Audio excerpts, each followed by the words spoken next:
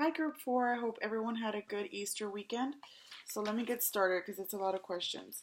So, number one, it's critical theory. I think that this is what I wrote down is to make workers aware of the oppressive structures and behaviors within an organization, and kind of to make someone accountable for who's oppressing who, and what under what circumstances can we change, or can we be can we do something to help whoever's being oppressed.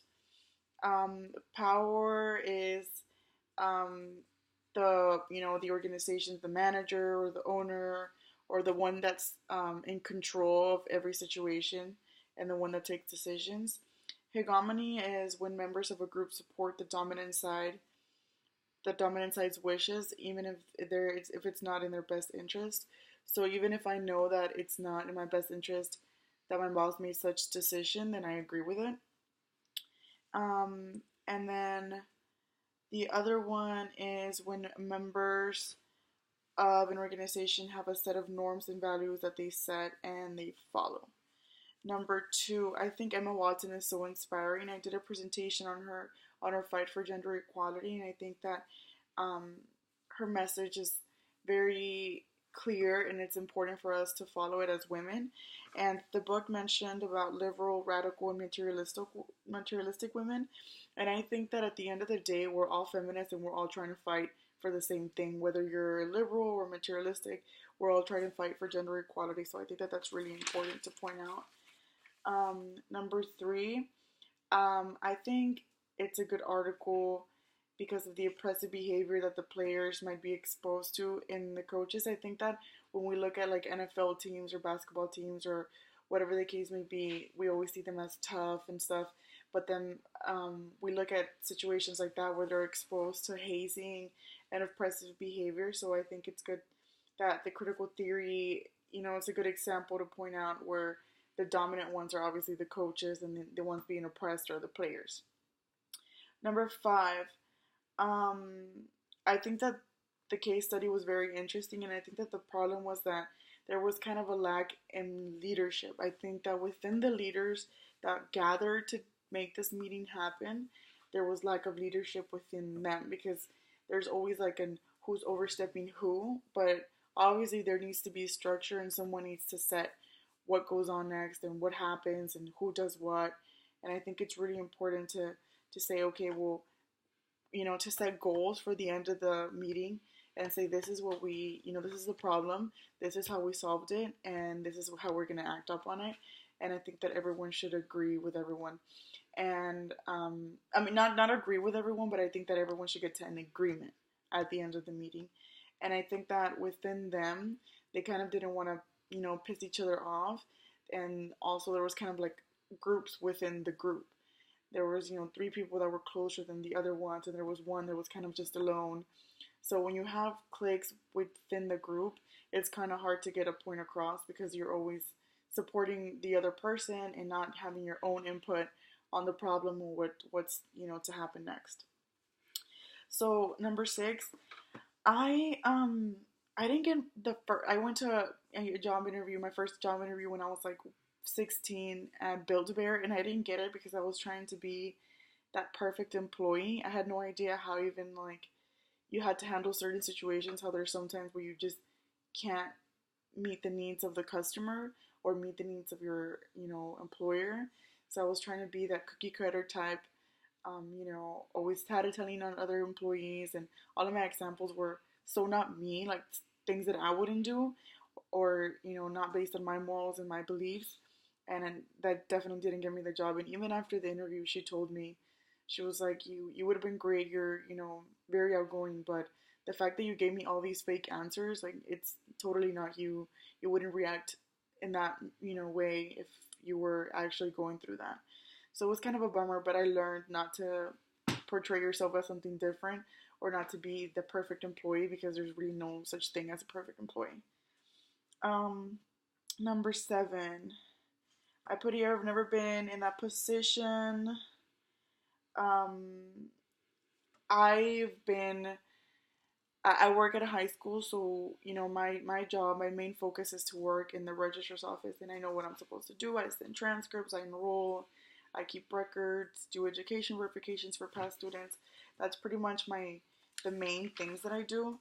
And when I've been asked to do other duties that are outside of my usual responsibilities, I always complain about it. But the one time that I did say something to my supervisor, I was like, "Well, hey, why am I doing this when I have to do this and catch up with my own work?" And she just said to me, "Well, your job description says that you're gonna do other things as well." So that was kind of a bummer, and I wasn't really expecting that, but I guess I didn't read my job description. Okay, number 8. This happens all the time. I mean, I've been guilty of it myself when I was younger. I've put things on my resume, or people put things on the resume to make themselves be, more desirable and to get the job and to get an interview at least. And then once you're in an interview, then if they ask you something about your resume and it's not true, I think that that's something really, it's unethical because you make yourself look like a person that you're not, and you're portraying and giving the wrong idea.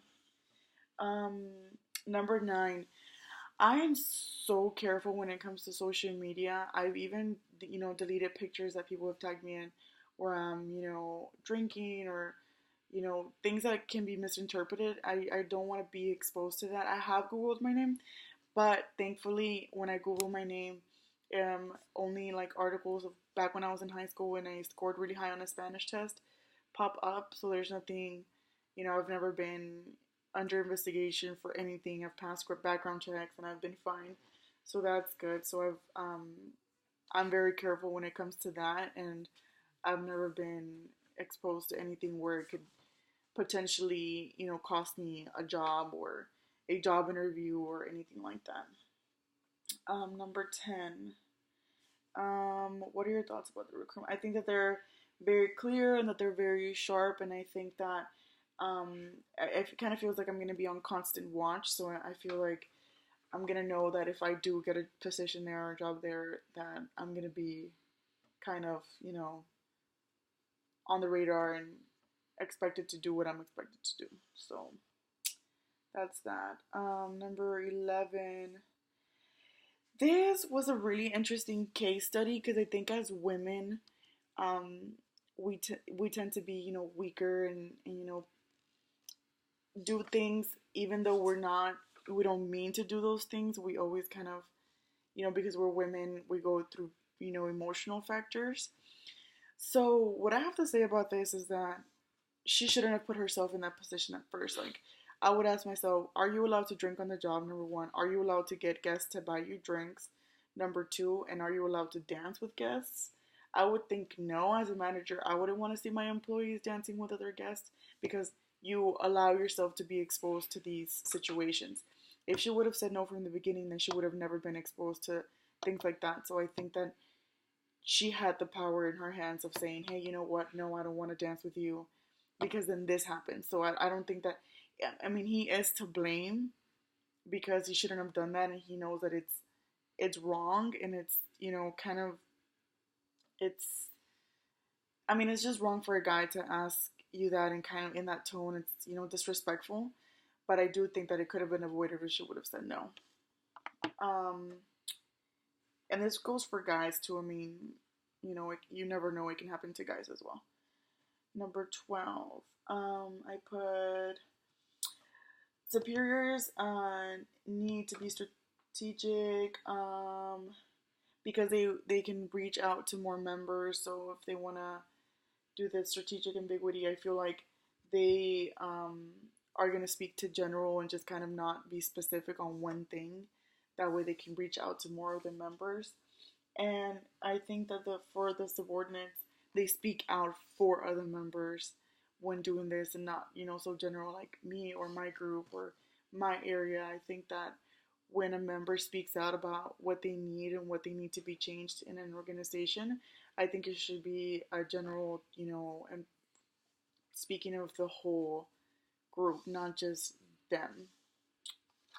Um, Number 13, I have practiced upward distortion at my place of work with my boss. I've been so hesitant to tell her of different situations, or with, like I said, I work at a high school, so when there's kids that have gotten out probation or, have a really bad, educational record with discipline, it's always so iffy to enroll them because it's like, who enrolled them? Who said that, that they can be enrolled? And it's happened to me when I don't tell them and I do enroll them, then they come back to me and blame me for that. So that sucks. Number 14, I think trust is very important, but I think trust is kind of iffy. Like you, as a manager, you trust your employees to do something because you're already, hiring them to do a job that you expect them to do. But it's hard to, it's only certain people that you trust. And with subordinates, I feel like we don't usually trust as much as managers trust subordinates because we're kind of hesitant to reach out when there's problems and stuff like that. And number 15, I think it's important to be open and communicative within your employees because I think that it's a good way to get to an agreement and understand the values and the culture set by that organization, both for managers and subordinates to follow.